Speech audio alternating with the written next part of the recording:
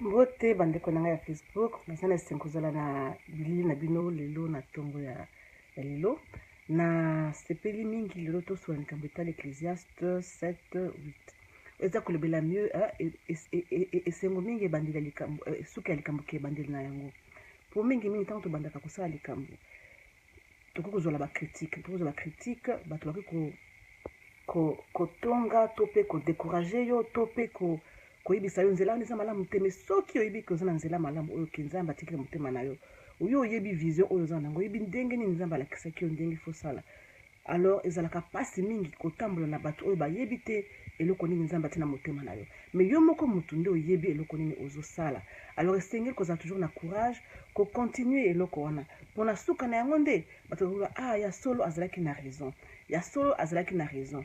Mingi na nzela tozwaka mopepe badécouragement, mais kolemba te ndeko na ngai soki ozosala likambo, soki oyebike likambo wana ezali eloko ya malamu, ata okwemba la 7 ndenge balobi telema popola continue, ata échouer bafrançais balobi mieux vaut reculer pour mieux sauter.